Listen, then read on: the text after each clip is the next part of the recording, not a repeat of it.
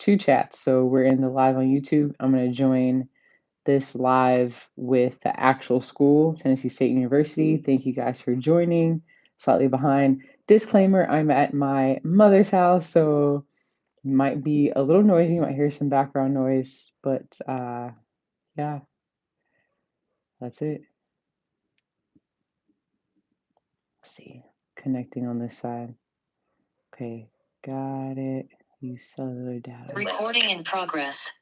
Awesome. Okay. And we will be starting momentarily.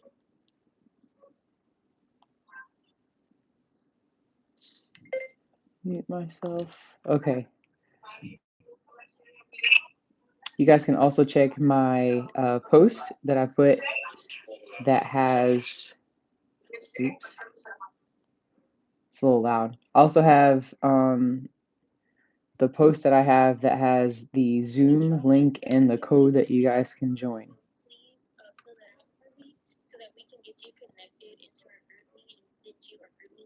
So we're waiting for some people to join. Make sure everybody can hear me on this side. Perfect. Okay. Listening. We'll get started soon on this side.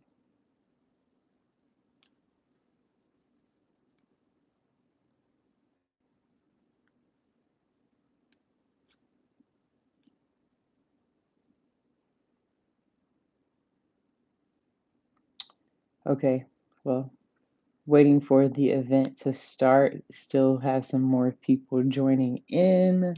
So as I put in disclaimer already, I am on this call and I'm on another call. So I'll be looking at both cameras, talking at both cameras.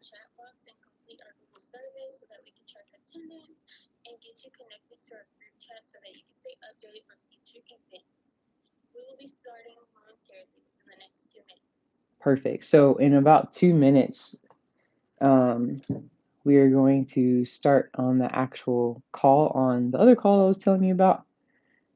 So I make sure hopefully I'm muted on the other call, but not muted for you guys on YouTube.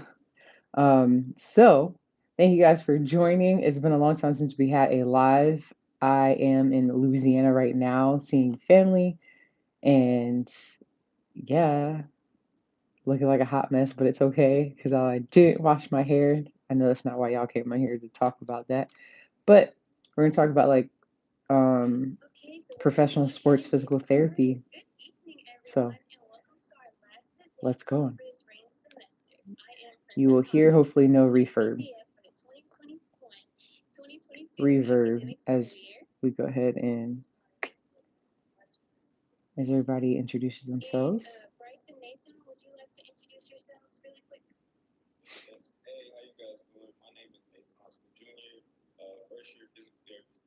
Let you guys listen in.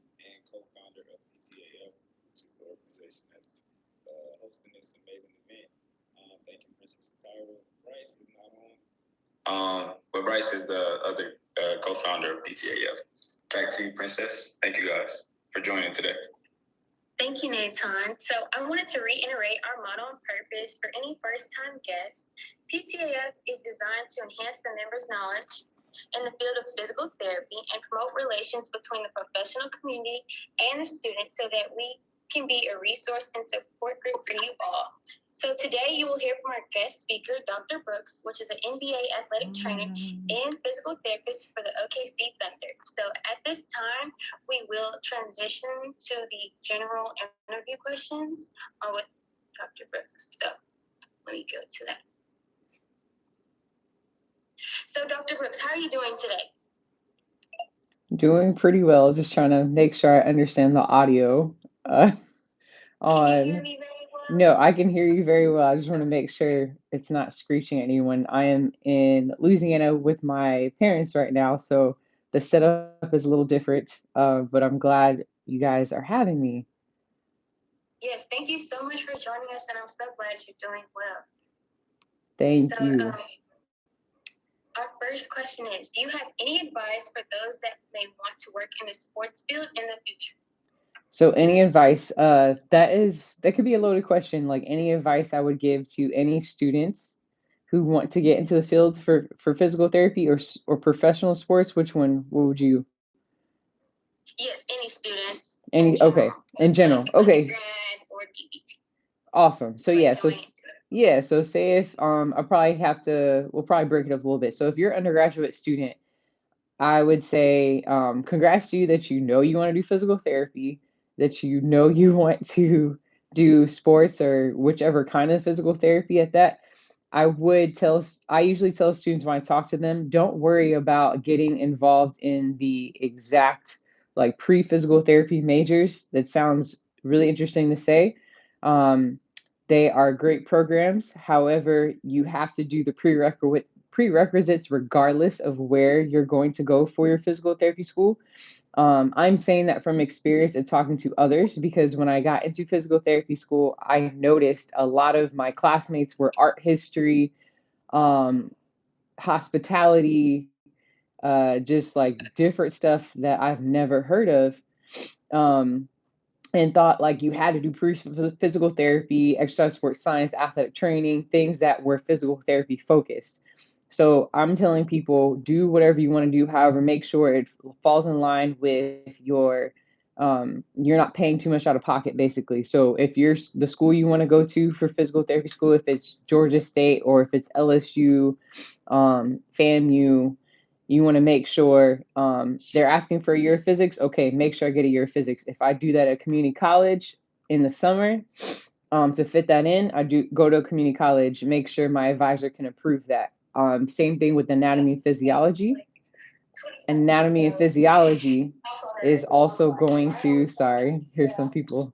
Anatomy and physiology is also going to be a prereq. Like, so just knowing what your school wants. So then when you are in your undergraduate program, you are not taking all these extra classes if you don't want to. So once you're getting towards your first or second year of undergraduate school, you're going to be doing your prereqs just to graduate undergrad anyway. That's when I tell people make sure you just start studying for your GRE. That's your general, basically, admission that PT schools will look for. When you get the score you want, or if you don't get the score you want, I took this twice and I did not get the score I wanted. So that's something to be aware of. I went ahead and still applied to the schools that I wanted to go to because I knew I've been working on my GPA, et cetera, et cetera. I didn't apply for PT school until my basically senior year of college. Um, but if I did my GRE earlier, I probably wouldn't have taken too much time to study. Speaking to those who did not take their GRE, your GRE is actually like your high school test. So it's very general knowledge, math and science, or I should say math and English. English meaning like, can you read, comprehend this passage, answer questions, read in between the lines? Math were like word problems, very generic questions like Johnny has a pie, takes out a few slices and hands it out to X, Y, and Z. How many do you have left? A lot of questions of that such. So I would say keep that in mind that you don't have to do what other people are doing by waiting till your junior, senior year to get everything together. So once you get the GRE, you get your scores, you can send it directly to the schools you want to apply to. Apply to as many schools as you can afford or sign a waiver through the PTF, the basically like just the online system to apply for PT school. And once you figure out what school you're going to go to, you get accepted or go through that process, then go ahead and understand where you want to live, et cetera, et cetera. And your first year, you're taking it all in. So when you get in your first year, you're going to all take anatomy and physiology. You're taking the classes basically you already took undergrad or the prerequisites they required in order to apply for that program. So don't worry about that's what I tell some people, don't worry about taking pre-physical therapy or sports medicine in their undergraduate if you're getting your prereqs done for what the school needs. Keep in mind too, forgot to add, PT schools are going to ask you to have observational hours. Observational hours, they want it to be as diverse as possible. So, meaning you're in a hospital one time, you could be inpatient rehab. So, basically, different settings. Outpatient, which is in a clinic you may see on the street.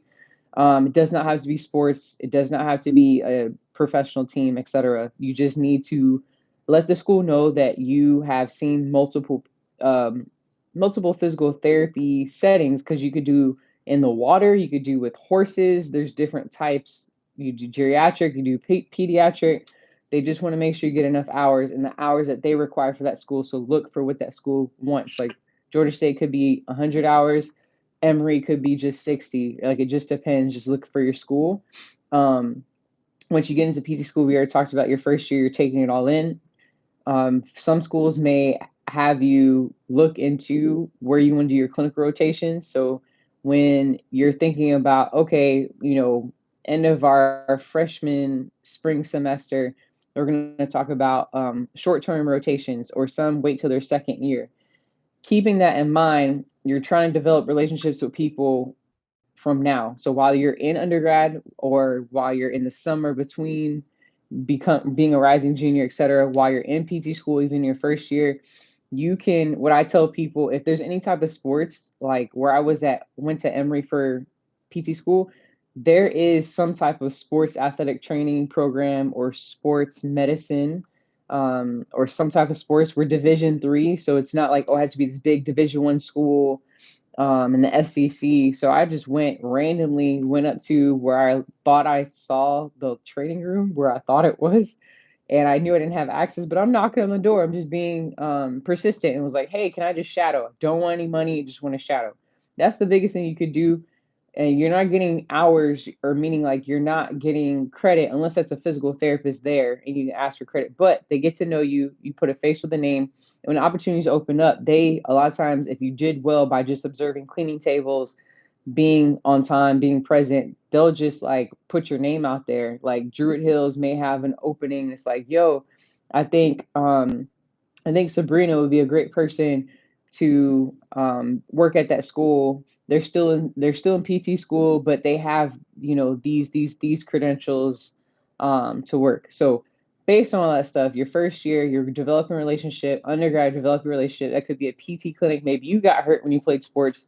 You're keeping in touch with that person. You're not asking them, hey, can I use you for a recommendation letter? You're just trying to check in with them, shadow, observe them, get to know them, and get to learn from them. So then when clinic rotations happen, your clinical coordinator is wanting to set up things, you can have like, oh, there is, that's when you can reach back out to that person and say, hey, we're doing clinical rotations. The clinical coordinator is open to using, your facility, or we could develop a contract, and can I just connect you with my clinical coordinator? Because I don't really know the process and how to do that, but I really want to shadow you a lot more and actually get credit for it for school.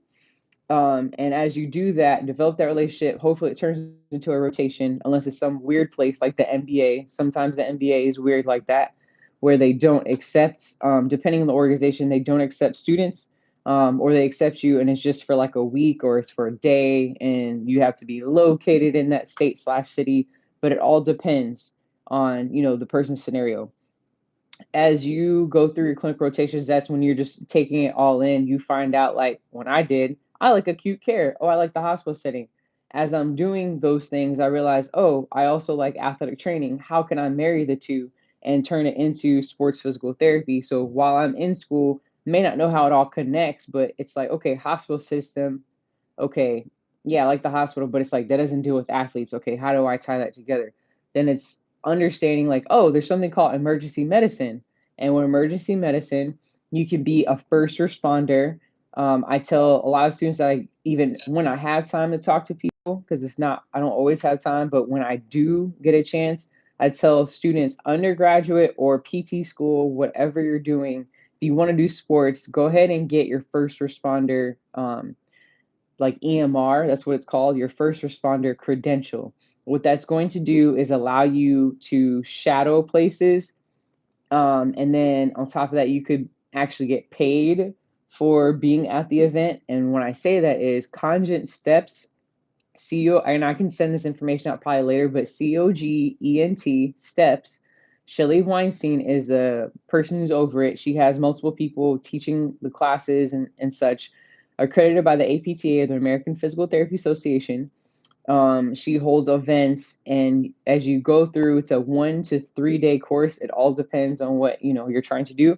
They can do give you a first responder credential that actually you can apply to specifically for athletes, or you could just, in the general sense, apply it to whatever you're going to do wherever you want to work. So, for example, when I wasn't in undergrad, so at this point I was in PT school, and I was in my first year, and I was like, wow, I already learned anatomy physiology. Yes, I'm learning some stuff along the way, and we're repeating some of our classes, but I think I can go ahead and cover an event here or there. So sometimes they had like basketball at a local high school, and they needed a first responder really because they had some type of camp, and they just needed someone to cover it. And it was like, oh, they say they couldn't get an athletic trainer, but you're a first responder, you technically and legally can help cover that event and get paid for it. So it's something that PT students don't know about. A lot of people don't know about. But I tell students, like, go ahead and do that because it's literally a 1 to 3 day course. It is not cheap, so I'm putting that out there. It is accredited, but you actually make that money back by covering different events, depending on the event. If it's soccer, whatever it is, how long it is, what time you have. So, say if classes, PT school doesn't have classes on Friday, or you don't have classes on the weekend, or you feel like the material you're learning this semester is a little easy, you can just pick up a shift here or there. Those who are already athletic trainers and then going into PT school, whole different ball game. You can go ahead and you have your license for that state where your PT school is, and then you could just make extra money on top of that. That's for another topic for another day. So at the end of the day, just telling people, get your feet wet. Don't and then have an open mind, because you may say, like me, it's like, oh, I like the hospital setting, and it's like, oh, but I like athletes, and it's like, figure out, oh, with EMR, the emergency medicine responder, I can marry the two and then make money while I'm in PT school, because I don't have time to be a waitress. I don't have time to do some of these other stuff that some people do, or tutoring. That's some of the things I can do, and then shadow for an hour or two at the local athletic training room that is associated with that PT school, whether how small or how big, whatever level. Um, and that's basically it. Long story short, because as you start going through your classes, your clinical rotation, that will help navigate you into your first job. That, to be honest, most likely will not be in the setting that you are planning to do, but you're not married to that first job. You're just making sure you get your feet wet. You're no longer considered a new grad by just waiting for that sports medicine job or waiting for that dream job you're looking for. You just want to get your experience, because most people care about how much experience do you have outside being a student, outside being a new grad. So that was a very long answer, but it was a very loaded question, in my opinion, because a lot of times people do not explain the different avenues or the different ways to actually be successful from being an undergraduate to a PT student and on. So, my long answer. Thank you so much for sharing. Tara's going to ask our second question at this time. My question is, do you face any challenges being an African American woman working in professional sports? If so, what are some challenges you face, and how do you combat them? Great question. I feel like I was asked this before somewhere, but long story short, question. So being an African American female in the NBA, aka really a male dominant sport, because it's only men that could play the sport, or in the NBA, I should say, as of now that I know of. And yeah, there are challenges that come with it. So I am the first African American female that actually is an assistant athletic trainer and a physical therapist. So I'm the only one in the NBA right now, but right now I know that's going to change very soon. So I'm excited about that. And I am the only one that sits on the front bench with the head coaches and the coaches, et cetera, et cetera. So with that does come a lot of responsibility. So it is the hot seat. So hot seat meaning, yes, all the TV is on you. When a player goes down, you need to go to the court, and you need to see, like, how fast are you walking or running to the player. Um, do you look like you're doing everything you're supposed to as fast as you can, because that game may not go to a commercial. So sometimes in college games they may have a go to a commercial. You may see Duke, they'll have towels around, so try to protect so you can't see what's going on. Sometimes that does not happen in an NBA game. I'm not saying it doesn't ever happen, but understanding, like, all eyes are on me, and try to utilize my resources around me, because sometimes you may, not saying has happened to me, I've heard stories of other people and other teams, they'll get a phone call, hey, how you handled that wasn't good, or you see it replayed on YouTube, or you see it, person's injury and they fell out and the AED wasn't used. So for example, in the G League, that's happened where people did not act as fast as they need to, or they were caught up in the moment and didn't do the best practice they need to do. So that is already a challenge. Whether I'm a African American female or just a female or a male, it doesn't matter. But when you are a female, it's like, oh, do you know basketball? Do you understand basketball? So those are challenges like, do you know how to play sports? Were you even an athlete? So sometimes that does pop up and come up. Not recently. I would say when I first worked in this setting, and I should say this setting mean the NBA setting 3 years ago, that was something where it's like, do you understand the terms, the basketball terms? So obviously, getting to know that sport, knowing the sport you're going to work in is key, but also you do have to portray your skills, and I feel like you have to do a little bit more, a little bit more obvious than sometimes what males, because you want to be assertive but not too aggressive. So you're not turning people off, but you want to let people know you know what you're talking about. You have your experience. Also, some of the challenges is not necessarily with the players. A lot of the challenges can come with staff. So um, I don't know if anybody's going to quote me. It is what it is. We're on live, but we're in an old white man's club. That's what it is. The NFL, NBA, MLB, like we can go down the list. Like it's an old white man's club. So you come in there and you know you already resonate with the players because you're black, and then on top of that you're female, so you give a different perspective. That's something that it's kind of a target on you, even though you're just trying to do your job and do it well, and you may connect with the players naturally. So I've had some challenges where some staff may come up, pull me to the side, think they're trying to give me some knowledge and say, yo, some of the players may not tell you this and this, so don't feel, they'll give you that they think is advice when it's like, I don't have that problem with the players, maybe you do. Because you just be yourself. So I think that's how biggest thing is, I'm always myself. I'm gonna be myself. And I think the biggest thing I tell other females or just like black males in general, be yourself. Because in the day, your counterparts may try to act like you, but they may not ever connect with the players as you would. Whether it's an age thing, whether it's ethnicity, whether it's just where you're from. Like at the end of the day, like be yourself, because that's what's going to take you far. And I thank God that I've already completed my third season in the professional realm because of God's grace and then just being myself. That's great. So our next question is, did you do a sports residency? If so, do you think it was helpful and necessary for you to move on to the next level?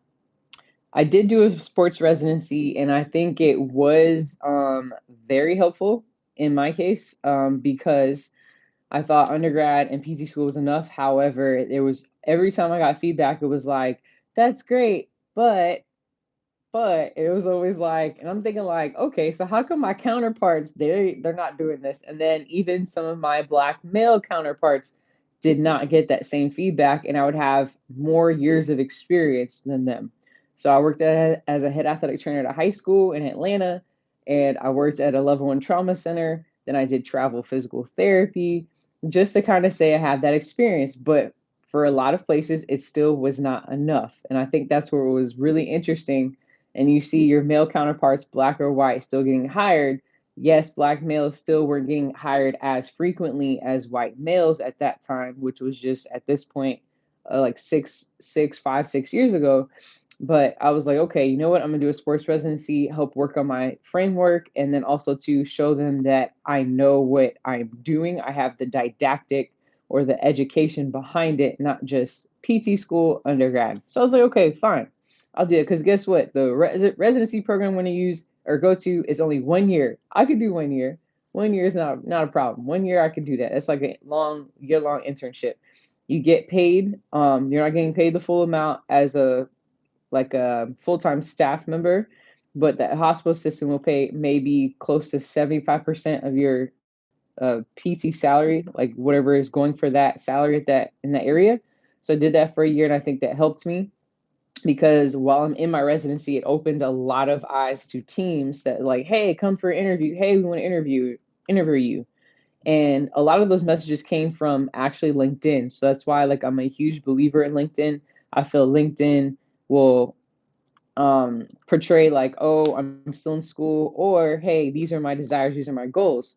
So I really think that played a role as well, because that's when based at that time, that's when the Oklahoma City Thunder and some other colleges already like were trying to reach me, wanting to interview or just talk to the people I worked with or were my mentors while I was at Duke. So I am a believer in residencies. Doesn't matter what residency. If it's an orthopedic, so getting into that, if it's orthopedic, you could do orthopedic. A lot of times the sports residency catches more of the eyes of sports teams if that's what you want to do. But you still can do an orthopedic residency, and then if whatever you want to do beyond that is up to you. Okay, we're gonna ask one last question before we transition into our audience questions for the last 20 minutes. So Tara's gonna go and ask that last question.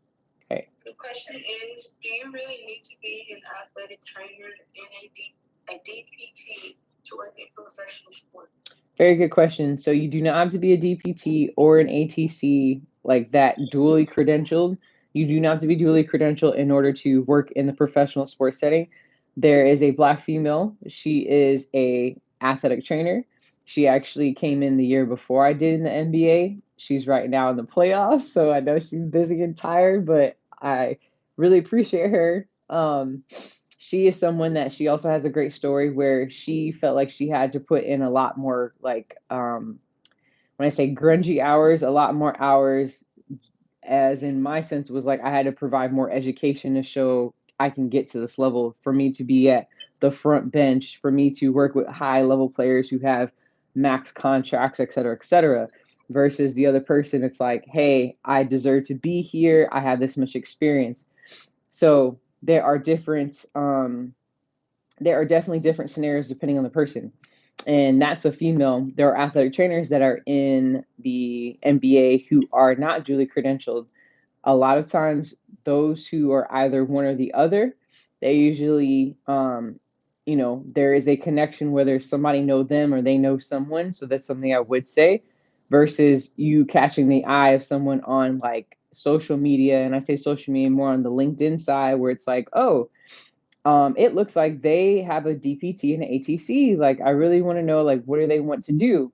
Versus sometimes it's more of like, went to this conference, I went to NBA Summer League, and after the game, they had like a little party, a little social gathering, and I went up and I started networking, socializing, and there's nothing wrong with that.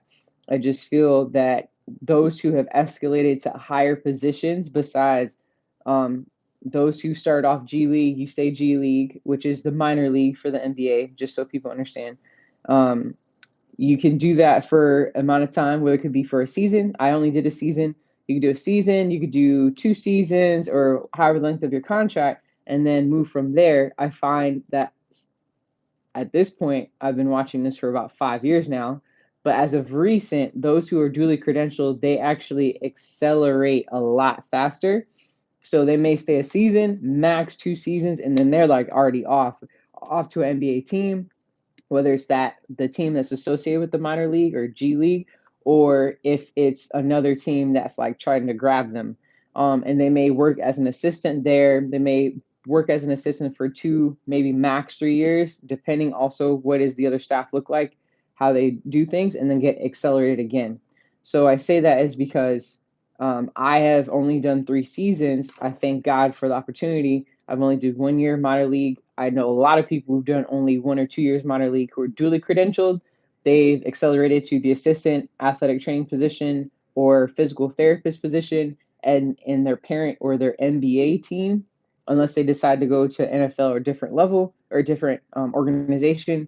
And then when they're duly credentialed, sometimes they become like sports medical director. They become the head of rehab. Or they may go to college and be the entire head of rehab for the whole organization. And that's what I've noticed. Those who are duly credentialed, those who are physical therapists, I've noticed they're a little bit older, and newer generation, those who have accelerated a lot quickly, they've been duly credentialed.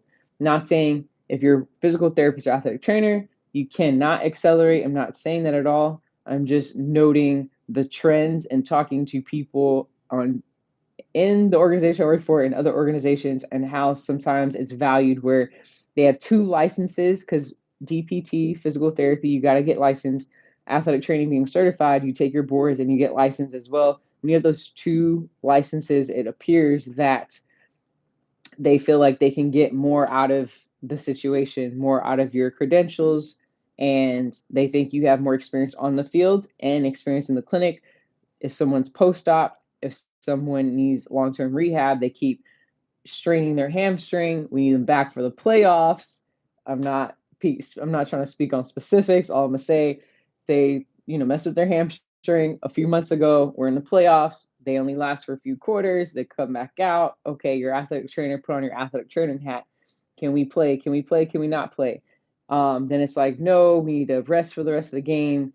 What can we do to rehab them? Okay, the next game is in 2 days or every other day, or we'll make it to the next round of playoffs. Can they be ready for that? That could be your athletic training hat, or it could be your physical therapy hat. So a lot of organizations like that you can wear both and do both, even though an athletic trainer can do that and a physical therapist can do that. It's just that they like to see those letters, they like to see those licenses. So that's basically just being straight up. They like to see both if you can. I understand. Thank you so much for that. And at this time, we're going to facilitate audience questions. So please use the raise your hand feature. Okay, so we are going to have people in the audience have their questions. Pronouncing anyone's name wrong, but Peterson, you can go ahead with your question. All right, thank you. My first question is pretty much, can you walk us through a day in the life of a sports physical therapist in the NBA, like time frames, practices, treatments, travel, etc.? That is a very good question. I am praying to God this does not become a long answer. So question is, day in the life of a physical therapist, athletic trainer in the sports, or really in my setting in the NBA. So let's be quick because each day is all different. So there's a practice day, there is a home game day, there is a travel game day, there is a travel day, there is a recovery day. It could be all over the place, and there's a building close day. So there's a lot of people that play a role in all this. So we work with our performance scientist that deals with, you probably heard of the term load management, and not saying, and that could be a general term, but it goes into so much detail that it's beyond what we think, that we see like on ESPN, you see down at the ticker, and some of the rules that have come out. So long story short, practice days, if we are home, it can be as early, we can start getting into the building as early as 8:30. Sometimes we start off, if it's the start of the week, we start with a coaches meeting. In that coaches meeting, I or myself or basically the, I guess you would call him the medical director, who's also PTATC. So again, going back to my previous answer, where it's like those who are duly credentialed, they seem to be accelerating a lot quickly in these settings. So I myself or that person will go ahead and talk to the head coach, assistant coaches in like an auditorium setting, and we will talk about each player in a sense of like an injury report. We'll just talk about what they have going on. Will they participate in practice today? Do we anticipate they'll be in the game, out of the game? Do we anticipate that we need to do some rehab for them as a return to play, some return to performance progression, et cetera, et cetera? That's kind of what we do. The performance scientist will talk about just load management and how like this person may be a little bit higher on the loads. Once that person's higher on the loads, it's like, are we fine where we are? We just have a great discussion and seeing like, okay, are the other factors coming into play? Are they staying on the court too long? Or, just those details. We have our treatments right after that, and they start at like 9 a.m. We go all the way through 11. 11 is when we usually start practice, depending on if there's a game the day before or there is a game the next day, depending on when we will do film. We may do film at that time. And during that time, that's when I like to get myself a woosah moment, because you're going from treatment, depending on who needs treatment, depending on what are the meetings that pop up, staff members that are in different locations like data science and um, living and development. Somebody may come by and they need this. Oh, I need vitamin D. Oh, my nose is running. My nose is stuffy. Like, you gotta like try to kind of balance it out. And then you're doing treatment with this player. And it could be any type of player. So for how we have it set up, we have different pods where it's like I may have 4 to 5 players, another physical therapist has 4 to 5 players, and athletic trainer has 4 to 5 players. But if anytime anyone's missing or pulled away, we can help out anytime if we are not busy. So with that being said, treatment could be just your style and based obviously on what that player needs. So you kind of just be a physical therapist at that point, unless it's like an acute injury and we're trying to, like an ankle sprain. They had an ankle sprain in the game last night. We're trying to get which I'm probably seeing them right after the game, and I'm seeing them again in the morning, trying to get that swelling down. We try to prevent swelling. We're doing the athletic training hat stuff that I talked about previously. Whatever we do to get them to see, are we going to practice today? I had that conversation, not just with the player first, but most likely with the director, medical director, and then the strength and conditioning coach as well. So we kind of all talk about it and say, hey, is this person look they're safe to play? Are they ready to play, et cetera, et cetera? And we kind of plan like, no, we're gonna have them out of practice, or yes, we're gonna have them in practice. We need to test to see how they're moving. So once we get all that situated, we have practice. If it's film, I have a little woosah moment. I get a snack. I run to the kitchen. I'm very grateful and spoiled. We have chefs here, so we have food out, and I can just grab some food, eat, grab some coffee, go to the bathroom, and then most likely strength conditioning coaches will go ahead and do like a dynamic warm up. With that dynamic warm up, we go ahead and the sports medicine staff come out onto practice, which is literally a few steps to the court. We have multiple courts in our practice facility, and we just watch practice. A lot of times I may do last minute taping. So say if anyone needs any ankle taping, get their thumb taped. So that's kind of the athletic training hat. And there are a lot of physical therapists now that know how to tape ankles, which is great. So we can get some help in that sense. Watching practice, depending on if it's a low, high intensity practice, meaning if we have live or no live play meanings, they're going to go up and down the court. Some people may call that like, oh, a pickup game, and maybe that, or it could be structured where we go over plays, et cetera, et cetera. All eyes and all hands are on deck, because if somebody goes down, we need to know, like, yeah, I'm wiping up the floor, but I need to know what was the injury. I hopefully I saw the injury and what to do next and go from there.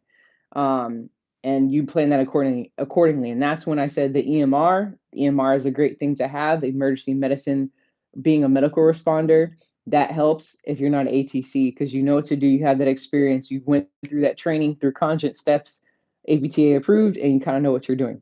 Then after practice, we kind of just do treatment, whatever is needed. We set up players with massages. We have massage therapists there. We just make sure if they need anything, we kind of just are just around, and just make sure everything's prepared for the next day. I do medical billing, so a lot of times I'm catching up on medical bills. That could include the players, girlfriends or something if they need something. We're just trying to work out and make sure everything is smooth. I make sure the insurance is accounted for, health insurance, dental, set them up with that stuff. Some of the things I do on that side. If we are then traveling right after or traveling the next day, I have an AED. I have a whole book bag, which I need to probably put on my YouTube what that actually looks like. Basically, medical equipment, has an AED or defibrillator for the heart. It has like other emergency medicine and emergency equipment and medicine as if I am an EMT or paramedic. I am a EMT or basically like right under a paramedic. So I carry those things and I have it on me just in case. That's just something I do. And that's like when we're on the bus, we're on the plane, et cetera, et cetera. So have that with me at all times. If we have a home game, we're getting there maybe 3 hours before tip. We're just making sure we set up the floor. I have an AED, I have a sideline kit, and then I have like a clipboard. And that clipboard, I no longer keep them out with the make sure everything's going well with this one. And with the AED and the clipboard, I'm just taking notes of any injuries and time stamping it. From there, I can kind of like work with their video coordinator. And with the video coordinator is like, hey, did you see that play? Can I get the clip? I get the clip. I may send it. It's also getting sent to a couple other medical people, so we can kind of look through. Is like, yo, he did hit his ankle this way, or he did just get his thigh hit, or it looks like it's a little bit more serious than he said. He may feel this tomorrow, et cetera, et cetera.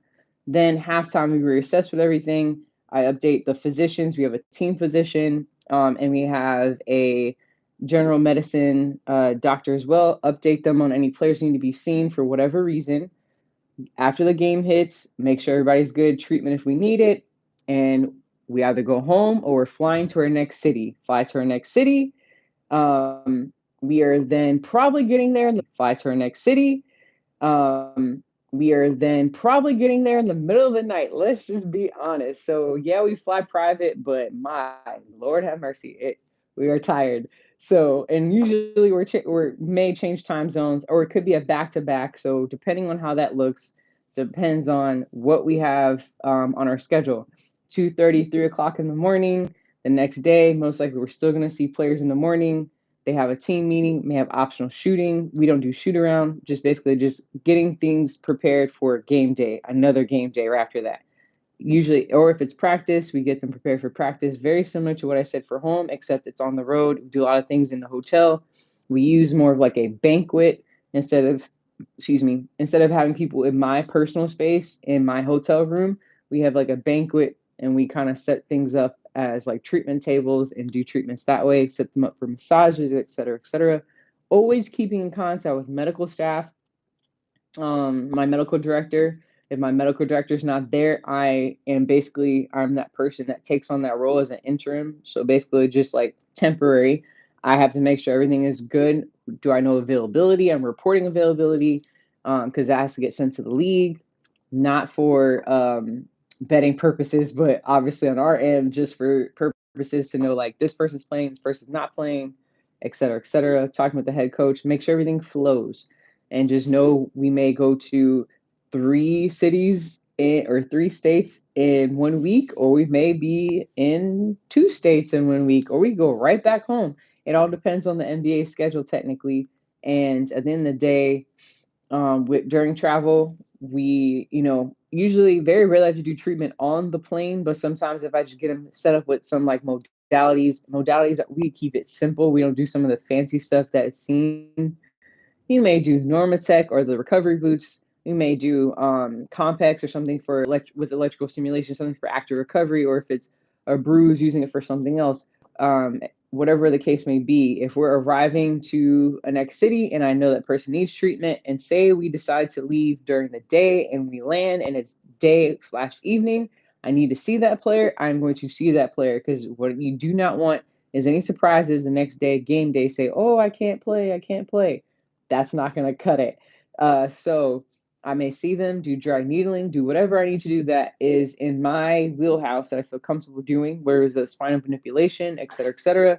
Make sure they're available. Biggest thing for us, make sure the player's available, ready to perform. Not just ready to play, but ready to perform.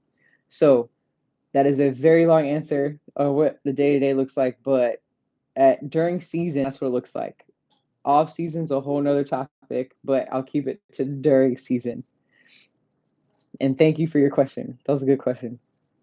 So we have about 5 to 6 more audience questions. So in a sequential order of which everyone raised their hand, we're going to go with Bria, then Elton, then Kiera, then Victor, and then Miles, and lastly, Constance. So you can unmute yourselves and go in that exact order, please.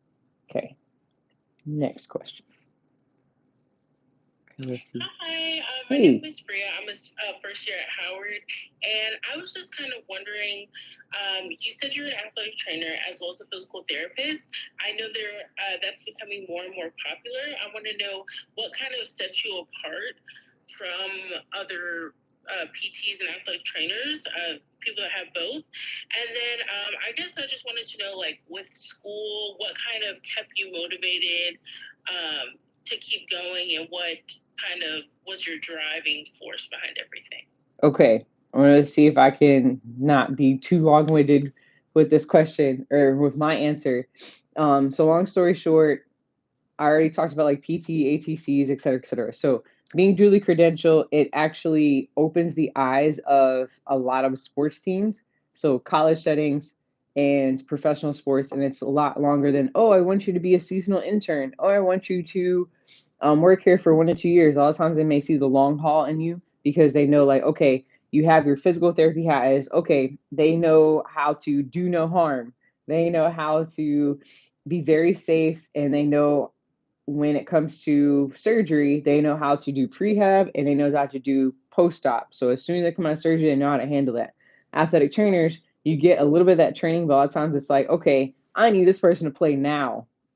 Or you saw them fall, you know that's an ACL. Like they're on the field right now. What are you gonna do to assess them real quick before their muscle in their knee starts guarding to know if it's an ACL, if it's other ligaments involved, and then safely transport them to the side, whether it's sideline of the, the field or the court, or see how can you get them back into the training room, behind the basketball game, basically. How can you do that? That a lot of times is the athletic training hat. Not saying a physical therapist can't do that, but you will not learn that in school, just being quite honest, unless you have a sports elective, which I did, which I appreciate, but a lot of times it was only a few students that could get into that class because of an elective, and they couldn't fit everybody in there. So with athletic training and physical therapy, you're able to marry the two, and then you know how to put on both hats. Physical therapists rarely, but there are always exceptions to the rule.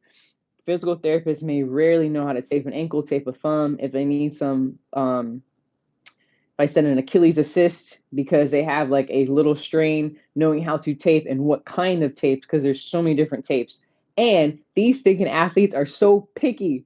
And I mean picky even at the collegiate level. I thought professional sports were going to be so picky. At the collegiate level, they are also picky. Like it's crazy. So it's like, oh, I don't like that tape. It makes me sweat. Oh, I don't like that. So you need to know, okay, I need to do this. Okay, this type of tape, Elasticon, which has more cloth material, I need to use that. And what can I do to protect their skin so they don't feel like I'm getting this, this, and this? That's the athletic training hat.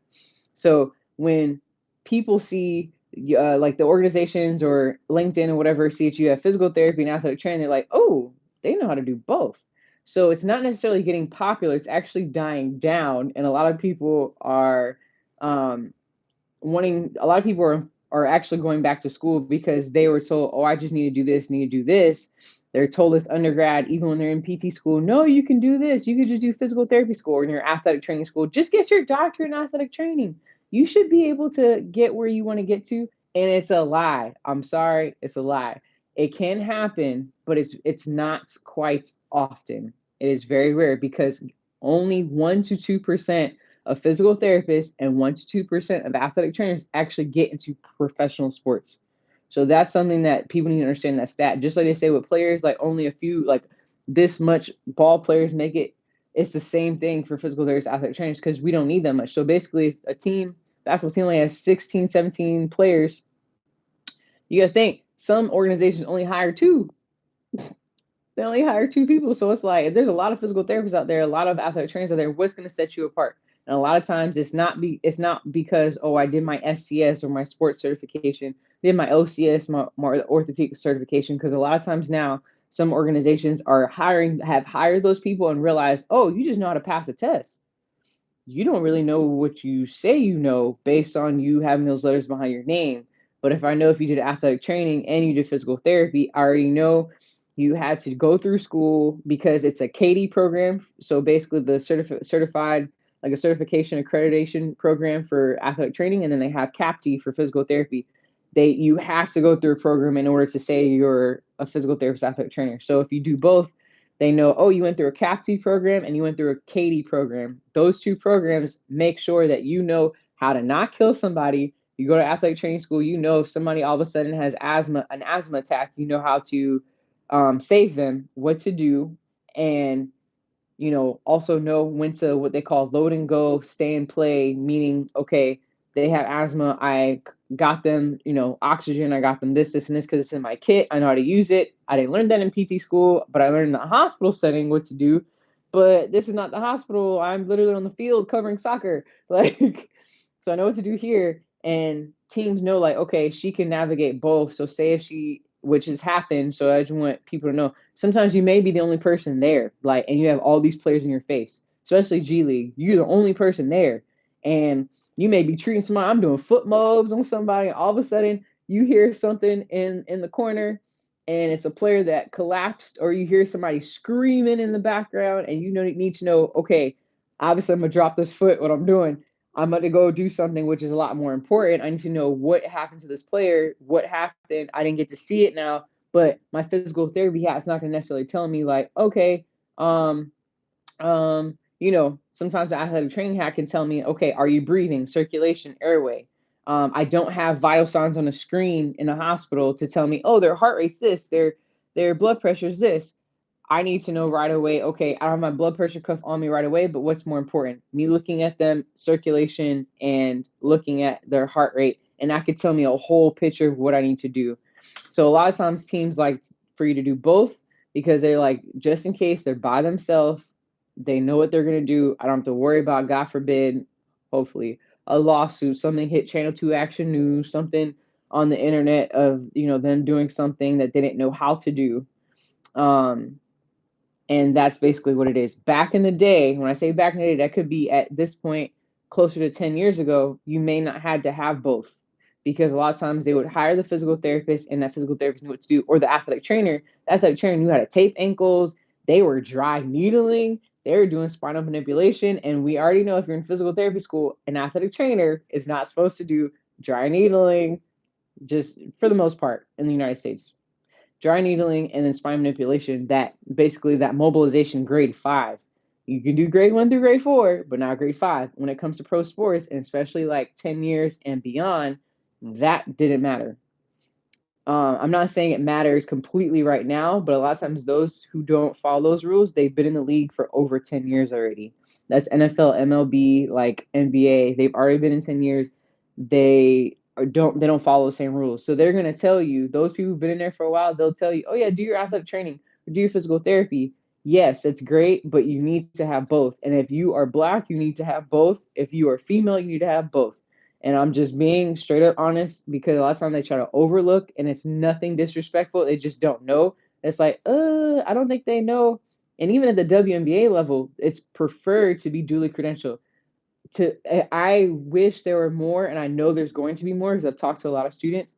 But I've had actual WNBA. I have had 4 WNBA teams, not recently because they already hired who they need to hire, but when we were in season in the spring, and they kept saying, hey, do you know anybody? Do you know anybody? And I'm like, oh, I mean, yeah, I do. And then I find out, okay, they're athletic trainer. Does that work? And it's like, they're a physical therapist. Does that work? It's like, we actually prefer someone duly credentialed. And it was always like that. And it's like, well, we can use a physical therapist, but we really prefer duly credentialed. And it's literally, and that's the WNBA, like, and colleges say the same thing. Not saying it's impossible, but a lot of times that's what they want. And then it's like, okay, if we can't find anyone, then it's like, we want an athletic trainer. And a lot of times they'll go for the athletic trainer over the physical therapist. So that's something that to keep that in mind, but also to encourage people, those who are in PT school, going to PT school, about to graduate PT school. I already know several people that have gone back to school and they have not died. I know several people who, one who's actually intern. Before we changed our whole internship process, we had her as an intern, and she was going to school for athletic training. She already graduated PT school. She was actually already working as a PT. Then I know someone else who just wanted to be a stinking seasonal intern in the NFL, which is all you're asking is, can I please like be here during the summer or during the season? And I'm not asking for a job. I just want you to show I could do my job really well. I'm a physical therapist. I'm not an athletic trainer, but please let me just prove myself. And he has a picture, and I will give his information whenever I get his permission. He has a picture of all the rejection letters he got just for an internship. He just wanted an internship. He's not asking for anything. He went, and I talked to him, and I said, I know this sounds crazy, but go back to school. No, I just graduated a month ago. I don't want to do it. And literally, it was like, I promise you, you're going to make way more money, and you have way more opportunities. As soon as he got into his first semester, even our organization was trying to hire him. We had other NBA teams trying to hire, and then an NFL, actually a couple teams at that, actually set him up, and his athletic training program, which his athletic training program, because all programs are different, actually already had like a clinical rotation set up with an NFL team. So sometimes that can happen. Where I went to school, I did not have that. So I just want people to be like, well, my school doesn't have that. It didn't have that. They didn't want to do. I remember like some people say, oh, you can get a new you can just try to set up a new contract with your clinical rotation, with your clinical coordinator. That doesn't always happen. So in some slash a lot of cases, they may do the lottery system, meaning they pick and choose through the lottery, randomly select who is going to be at what clinical rotation. If you were the person that set up that clinical rotation, did the contract, set that up with your clinical coordinator and that team, or that say like Good Shepherd, or like I say Shepherd Center in Atlanta, that was another hot spot dealing with spinal cord injuries, et cetera, et cetera. The clinical coordinators a lot of times will say, thank you for what you did, but I need to make sure it's available to all students. And that would piss me off like nobody's business. So keeping that in mind, you don't have to do a clinical rotation to where you're going to work or in the exact setting you want to be in. It's what you're doing, the networking, the LinkedIn stuff that you're doing, the conferences, whether they're virtual or not, what we're doing right here, those things is what's going to set you apart. And it's like, okay, I'm at Howard, but Howard has athletics. Let me see if I can at least just like, can I be in the training? Can I just wipe up some tables? You'd be surprised. That's how I started. Can I just wipe up some tables? And literally, you wiping tables. You're not in there and just like, hey, my name is Vanessa. Like, you're not in there. You just being a fly on the wall. But they see, man, these tables be looking good. Like, they see your hard work, and all of a sudden they want to get to know you. What's your name again? Because they don't remember your name. Let's be honest. You do a good job to be like, oh, what's your name again? Oh, what you doing here? What you doing for school? Oh, I'm a physical therapist. I want to get in sports. Oh, really? Oh, okay, okay. And literally that can start the relationship and go from there. I went to Emory, which their sports, sorry for all Emory people out there, their sports is not all that great, but it is what it is. Learn so much at the end of the day, because it just opened doors for other things in the future. So it doesn't matter what school. If I were to encourage people to do school, like the specific school for physical therapy, athletic training, pick what's local, pick something public. I did private. Howard, obviously, that is a whole nother prestigious ball game.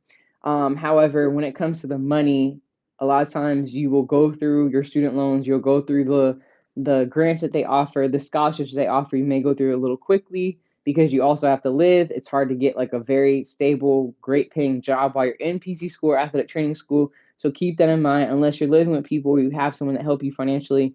That's something when I look back, I wish someone told me to do. Could have went to Georgia State or University of Miami, public school, somewhere that I knew I had family there, and be able to pay for school instead of going to a private or expensive school. If you want to go there for the name or prestige or the opportunities there, do that. Just understand you will still have those loans when you get back out, and everyone I think knows that. So that's beating the bush by me talking about student loans, but that's really about it for that question. um just encourage people, if you got to go back to school, go back to school. Who has the next question? Thank you.